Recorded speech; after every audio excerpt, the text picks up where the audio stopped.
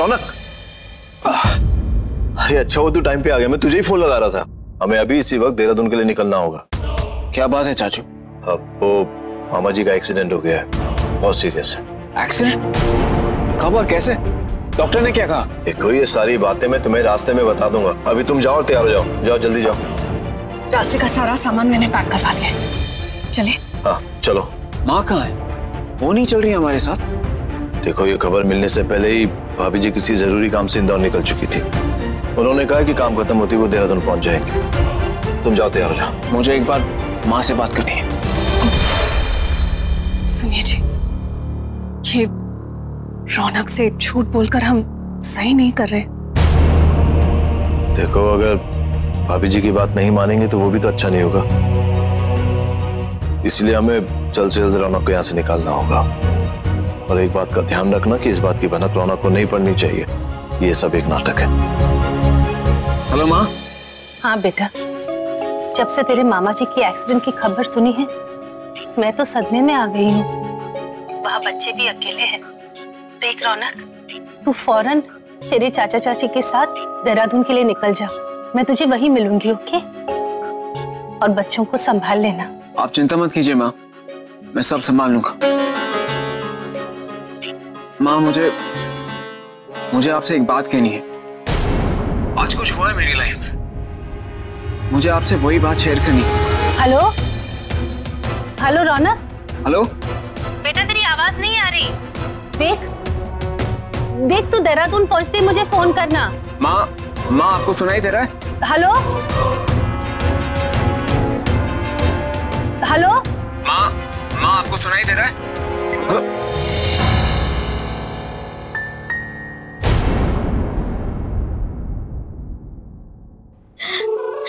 वाह जानकी। मालकिन, आपके कहने पे मैंने उस लड़के अक्षय और वो लड़की काजल दोनों को पुलिस केस में फंसा दिया। दोनों ही लॉकअप में। मगर सुना है कि यहाँ एक बड़े साहब आने वाले हैं, बहुत ही ईमानदार है। ये सामने आपकी चाल खुल ना जाए। ज्ञान कहीं और बांटना। जा सकते हैं आप।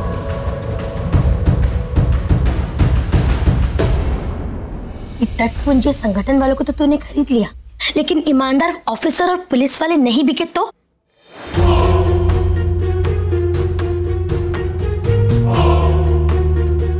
हर ईमानदार आदमी बिकता है कामिनी, अगर सही कीमत लगाई जाए तो।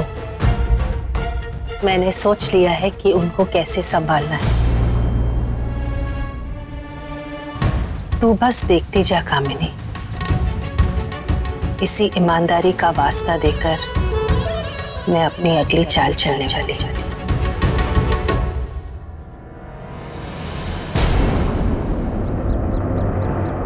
अशोक, तू घबरा मत, सब ठीक हो जाएगा। एक मुसीबत से पीछा नहीं छूटता, दूसरी पहले घर आ जाती। ये पुलिस वाले बच्चों को छोड़ेंगे कि नहीं, मुझे बहुत चिंता हो रही है। अशोक, मैं तेरी चिंता का कारण समझ सकता हूँ, लेकिन बहन जी गई है ना इंस्पेक्टर से बात करने के लिए, वो बच्चों को जरूर छुड़ा लेंगे। मुझे उन पर पूरा भरोसा है। जानकी, तो इतनी चालू है ना, इतनी चालू है कि आइंदा से ऐसे शब्द इस्तेमाल किए तो मैं भूल जाऊंगी कि तू मेरी दोस्त है। मतलब कि इतनी चालाक, इंटेलिजेंट, इतनी इंटेलिजेंट है कि मैं तेरी बड़ी वाली फैन हूँ। कितनी सफाई से तूने रौनक के लिखे लव लेटर पे अक्षय का नाम लिखवा दिया और फिर अक्षय को काजल से मिलने पार्क में भेज दिया। मुझे जासूसी के लिए भेजा, वो भिखारन बना के, वो तूने ठीक नहीं किया। पता है 6-8 लोगों ने मुझे सच में भिखारन समझ के कटोरे में पैसे डाल दिए।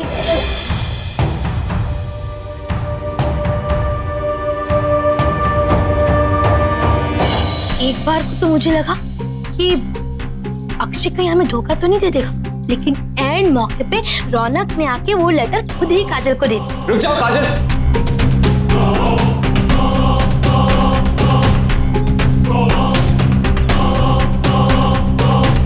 इस लेटर में जो कुछ भी लिखा है वो सब जानने।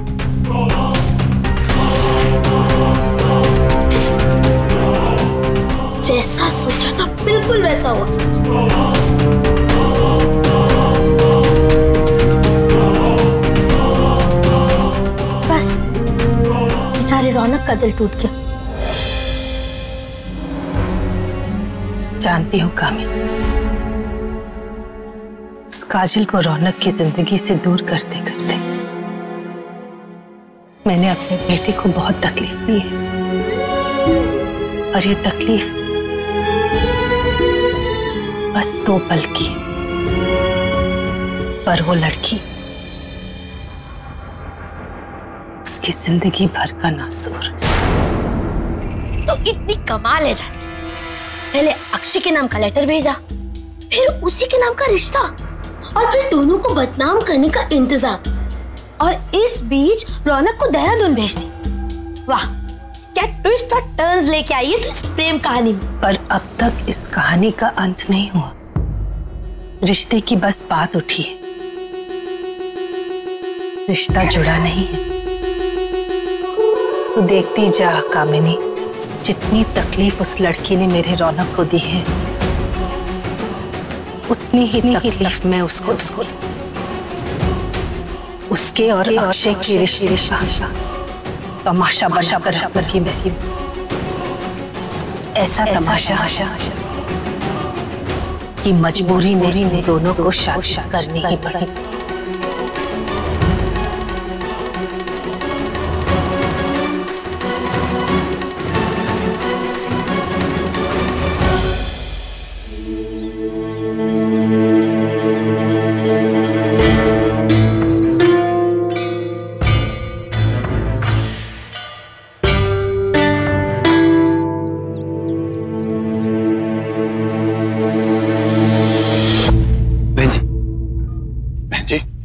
कछु बात बनी क्या? वो हमारे बच्चों को छोड़ देंगे ना?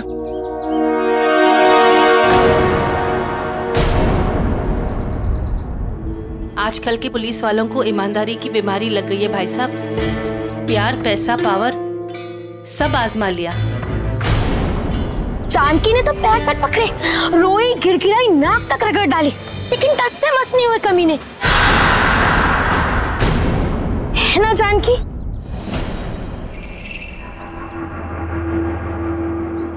वो लोग हमारे बच्चों के रिश्ते का सच पूछ रहे थे। अक्षय के संस्कार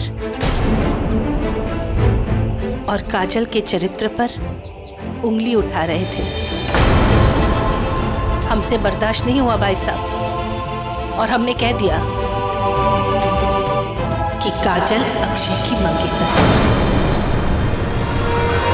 पर न जाने कौन सा पत्थर चाट लिया है इन खाकी वर्दी वालों ने। दिल भी पत्थर, दिमाग भी पत्थर बन गया इनका। कह रहे थे कि बड़ा ऑफिसर आने के पहले सगाई का कोई सबूत चाहिए उनको। बहन जी, जब बच्चों की सगाई हुई नहीं है तो सबूत किस बात का? ये बात तब हमारे दिमाग में आई नहीं भाई साहब। सिर्फ 2 परिवारों की इज्जत सामने आई, और जो सही लगा वही कह दिया हमने। लेकिन जरूरत क्या थी पार्क में जाके गुटरगू करने की? कहीं और चले जाते। अरे अब होगी उन दोनों के बीच की बात, तू भी ना कामिनी।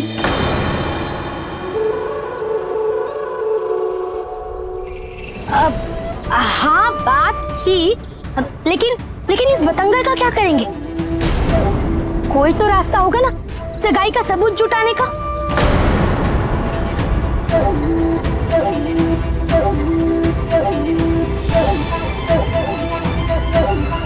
एक रास्ता है।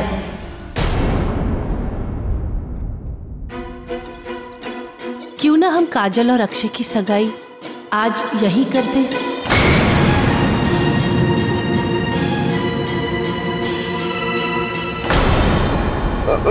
बहन जी, बच्चों की सगाई यहाँ पुलिस स्टेशन में? भाई साहब, इज्जत उतारने से तो अच्छा है कि अंगूठी ही पहना दी जाए। देखिए भाई साहब, मैं समझती हूँ आपके बहुत अरमान होंगे काजल की शादी को लेके, पर खून का घूंट पीने से अच्छा है आप अपने अरमानों का गला घोट दें। फिलहाल यहाँ से इज्जत बचा के निकलने में ही भलाई है। आप अपने बाकी सारे अरमान शादी में निकाल लीजिए। अब देर मत कीजिए, जाइए अशोक जी अपनी बेटी को मनाइए। ठीक है, तो मैं भी अक्षय से बात कर लेता हूँ। एक मिनट भाई साहब, इस वक्त अक्षय को मेरी जरूरत है। माँ हूं, मेरे सामने वो अपना सारा दर्द बांट पाएगा, वरना आपको देखकर डर गया और इस रिश्ते से मुकर गया तो नाक कट जाएगी हमारी। ठीक है बहन जी, तो आप ही जाइए। भाई साहब, अगर मन में कोई शंका है तो फिर रहने दीजिए। फिर एक बार यहाँ का बड़ा ऑफिसर आ जाए तो यहाँ सगाई की शहनाई नहीं, इज्जत का तंबूरा बजेगा। सोच लीजिए आपको क्या करना है।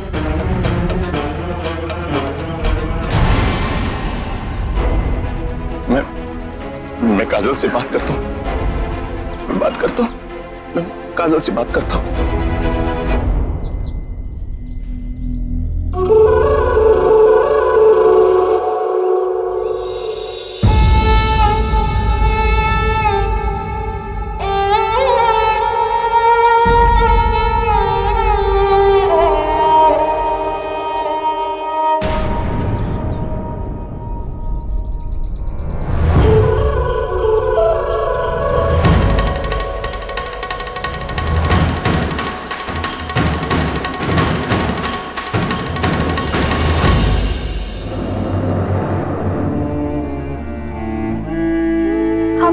हम कहीं मुंह दिखाने लायक नहीं रहे।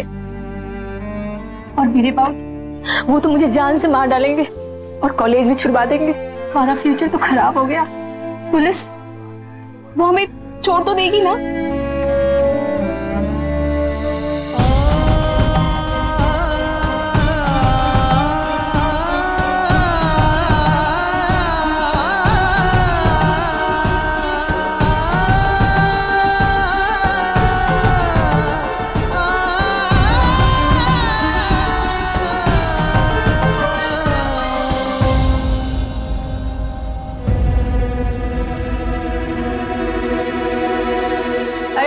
कहाँ चले जा रहे हैं आप?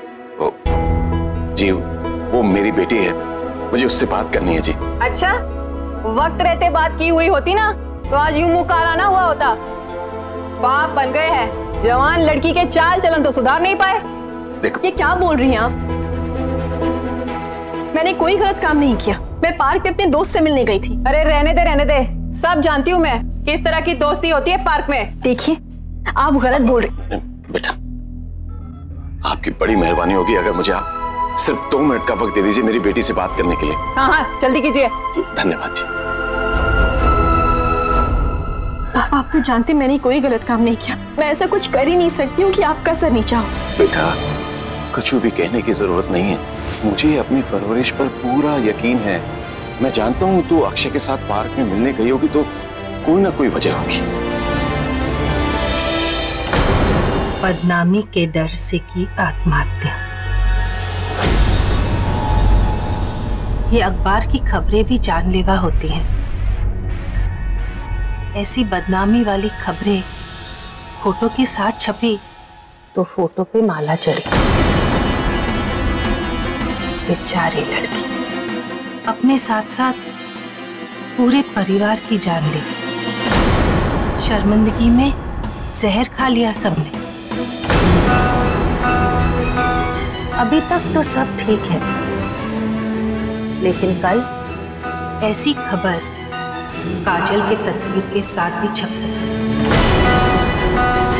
फैसला तुम्हारा है। क्या तुम्हें आज जिंदा काजल को सगाई की अंगूठी पहनानी है या कल उसकी तस्वीर पर हार चढ़ा? लेकिन आंटी मैं रौनक को धोखा कैसे दूं? रौनक काजल से बहुत प्यार करता है। और हम रौनक से।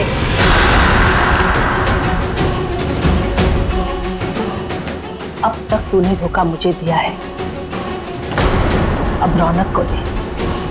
प्लीज आंटी, मेरा और काजल का रिश्ता झूठा होगा।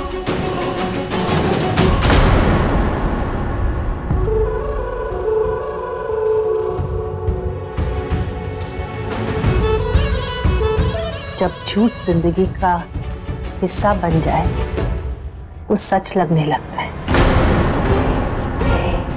तुझे भी काजल की आदत पड़ जाएगी। बस एक बात मान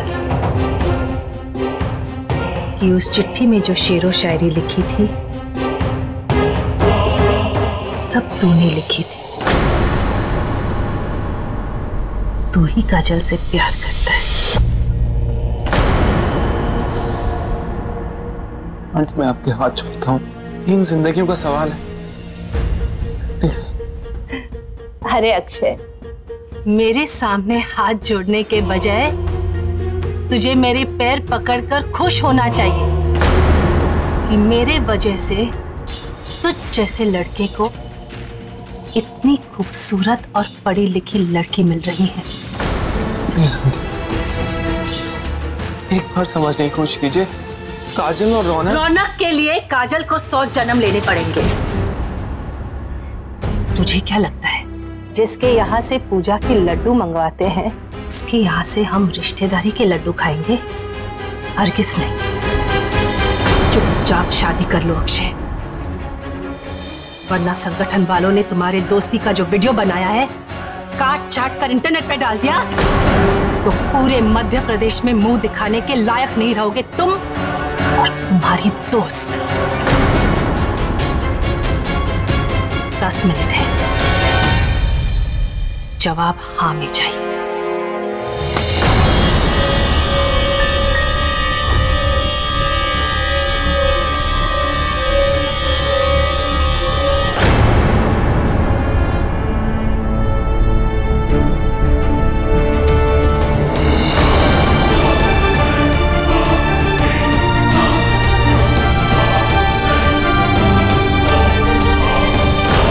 अब जल्दी से जाओ और 2 अंगूठियां लेकर आओ और अक्षय और काजल के लिए नए कपड़े।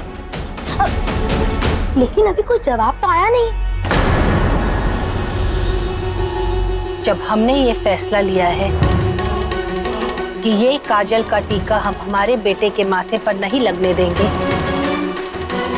तो कोई और कौन होता है ये फैसला बदल देने वाला? तू फिर से ओवर कॉन्फिडेंस नहीं हो रही? पार्टी में भी बड़ी बड़ी बातें कर रही थी लेकिन उस लड़की ने तेरी सिट्टी बिट्टी गुल कर दी।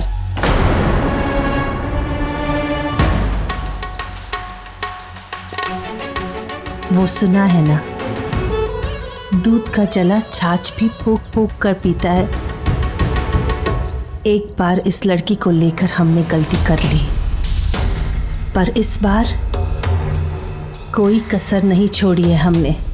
एक तरफ बाप का कर्जा, दूसरी तरफ संगठन के लोगों ने बनाया हुआ वीडियो, तीसरी तरफ पुलिस की गिरफ्तारी और चौथी तरफ हम खुद। ये जानकी का रचाया हुआ चक्रव्यूह है। देखना, दोनों का जवाब हाँ में ही होगा। नहीं पापा, मैं अक्षय की बुलाने पर उससे पार्क में मिलने गई थी। मुझे तो बिल्कुल भी नहीं पता था कि वो अपनी दिल की बात मुझसे बताना चाहता है। इनफैक्ट रौनक सर, उन्हें ये सारी बातें पहले से ही पता थी और उन्होंने अक्षय को पार्क में भेजा था मुझसे बात करने के लिए। बेटा, मैं अच्छी तरह से समझ सकता हूँ कि तेरे दिल पर इस वक्त क्या बीत रही होगी। और बेटा, मैं भी एकदम चौंक गया जब अचानक ही बहन जी और मुंशी तेरा हाथ मांगने के लिए हमारे घर आ गए। अक्षय के लिए।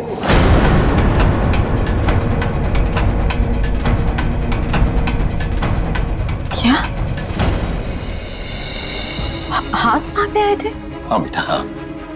वैसे एक बात मैं सच कहूं, मुझे भी अक्षय में कोई कमी नजर नहीं आती। देख बेटा, ठंडे दिमाग से सोच के बता, अक्षय तुझे भी पसंद है?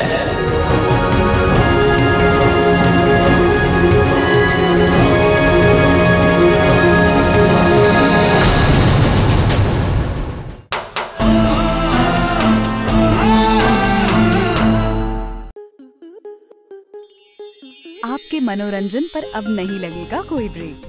स्टार प्लस के बेहतरीन शोज देखने के लिए लाइक, शेयर और सब्सक्राइब करें स्टार प्लस यूट्यूब पेज को।